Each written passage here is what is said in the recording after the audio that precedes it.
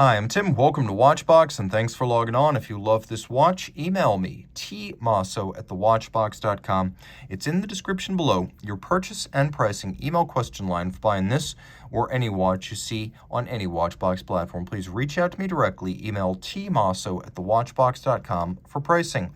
Today, we're discussing a popular 2022 model year launch from Jaeger-LeCoultre watch that has received plaudits from all quarters. This is the JLC Master Control Chronograph calendar with moonphase. It is all of those things. 40 millimeters in diameter in rose gold. It's 12.2 millimeters thick, and from lug tip to lug tip, it measures 47.5 millimeters with a 20 millimeter spacing between the lugs. Now, this watch takes, after a long succession of JLC wristwatch calendar timepieces dating back to the first quarter of the 20th century. The watch is easy to wear. If you can wear a Daytona, you can wear this. On my 16 centimeter circumference wrist, these lugs are coming nowhere near the edge. And while I wouldn't necessarily advertise this as a unisex option, for ladies who like a bigger fit, this might actually be worth trying. For a man, you're going to find that it's full-sized rather than oversized.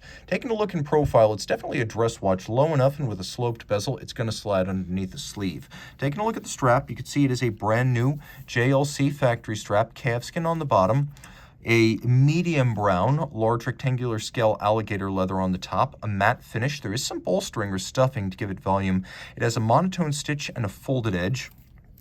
The watch comes with a matching rose gold Jaeger-LeCoultre branded pin buckle, and then a case that exhibits the refinement of the Master collection over the years. Early on, JLC's Master cases differed only in scale, meaning some watches, like the Master Compressor sports watches, wound up using the same case design as smaller, thinner, decidedly formal dress watches, and it was awkward to have one case shape for watches as disparate as compressor crown divers and dress complications. So the Master compressors eventually became the Navy SEALs, eventually were discontinued, and then the Master Controls gained a newer, finer case profile based on the Master Ultra Thins that debuted from the early to mid-2010s. So that's where this case design comes from. It's flat in profile, but the lugs are beautifully blended Calatrava and Portugueser style. We have gloriously tapered lugs. These used to be very vertical, sheer, and boxy on the old Masters. They no longer are, so there's a little bit of a tumble home from top to bottom, and then we have a little transitional expanding bevel on their flanks. There's a judicious blend of polish and satin for contrast, and you can see the case is actually polished in between the lugs. We have polished chronograph pushers and JL branded crown. The bezel is somewhat inset from the case band to create a thinner appearance when on the wrist. You can see the bezel has a very narrow vertical section and then a conical profile. The watch has a push-down crown, and surprisingly perhaps for a watch with a push-down crown and dress watch intent and calendar corrector pushers, it is still an impressive water resistance rating of 50 meters. And you can see this is a JLC made case. They make their own cases. That's their little maker's mark right there. They don't just make the movement, they make the vessel as well. There's your little 50-meter water-resistant stamp. The watch has a dial that combines chronograph and calendar functions. So this being a simple calendar rather than annual or perpetual, you'll make 5 corrections per year. Now, one feature that I like here that you don't find on the steel version of the watch is that as an historical homage to the very early JLC calendar watches of the 20s, 30s, and 40s, we have red on white text for the day and the month. We also have a little coaxial pointer-style date down at 6 o'clock with a moonphase display. This is a pulsation scale dial, so you can use the chronograph in conjunction with the pulsation scale to quickly extrapolate a patient's pulse. The way this starts is you start the chronograph and you start counting pulsations. And once you reach 30 pulses, you stop. And it will tell you, for example, what the beat per minute rate is on your patient. So 200 would be very high. That person's in trouble.